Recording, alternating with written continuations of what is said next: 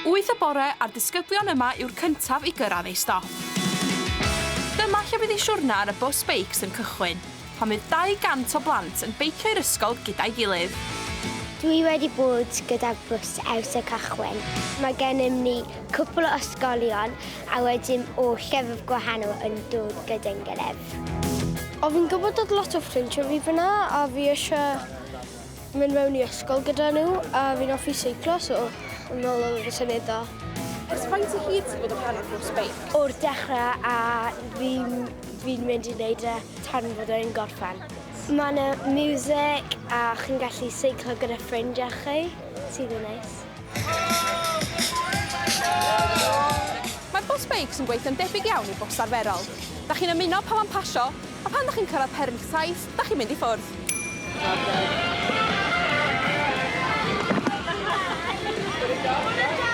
Mae bws beics Gaerdydd efo gwestai arbennig heddiw. Coach Balto, athro addysg gorfforol o America a'r dyn at sefydlu'r bws beic cyntaf. Incredible. I want to end with something called a strong clap, okay? 1, 2, 3!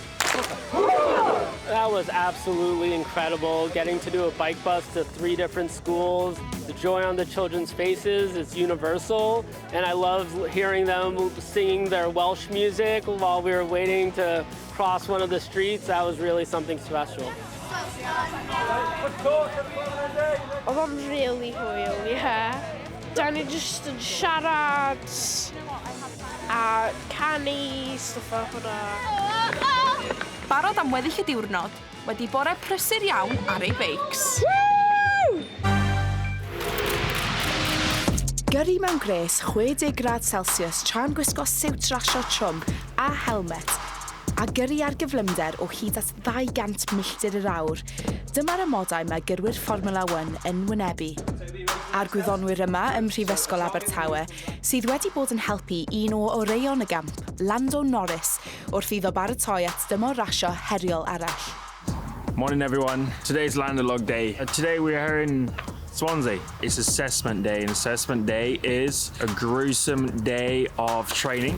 Mae'r peiriannau yma yn edrych yn drawiadol iawn, ond faint o wahaniaeth maen nhw'n wneud wrth ennill neu golli ras? These athletes have to be very well-rounded athletes, individuals, very resilient, physiologically resilient, but also psychologically resilient. And the support network around them is critical. Roedd hi'n ddiwrnod anodd i'r gyrrwr McLaren yn y labordau yma, ac un sydd wedi dod â lot o sylw i'r brifysgol.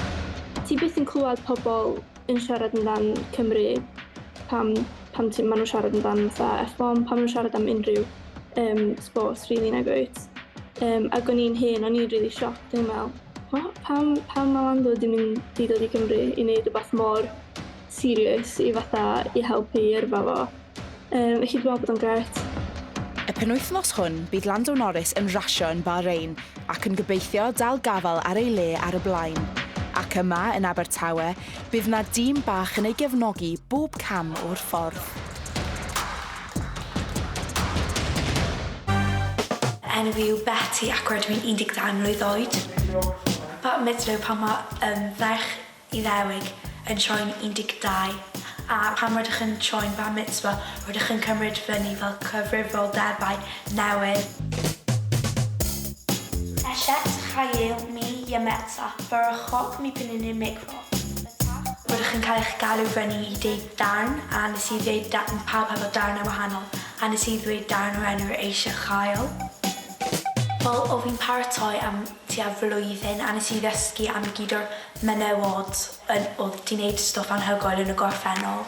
Oedd gennau athrawes oedd yn dysgu fi yn y synagog pob disil ac oedd ni'n fel dysgu am stwff wahanol. Oedd fi'n teimlo'n eitha nervous fel rhag ofn o fi'n anghofio, cos oedd fi wedi bod yn ymarfer am tua blwyddyn, felly oedd fi'n poeni o fi'n mynd I anghofio neu fel anghofio gair neu sut I ddweud o. O fi'n hapus iawn hef rhai o ffrindiau fi o ysgol di dod I gwylio fi ac I cefnogi fi wrth I fi sefyll fyny. Oedd y parti yn anhygoel, oedd e fel llawer fwy na fel partis normal, oedd e fel lot mwy special. Ac oedd e'n anhygoel, profiad anhygoel. Fi'n teimlo'n prwd iawn I fod wedi wneud y synagog a wedi wneud y parti a bod fi'n ddynes. A fi wedi bod aros am hyn ers hir iawn a wedi bod edrych ymlaen I cael y proses.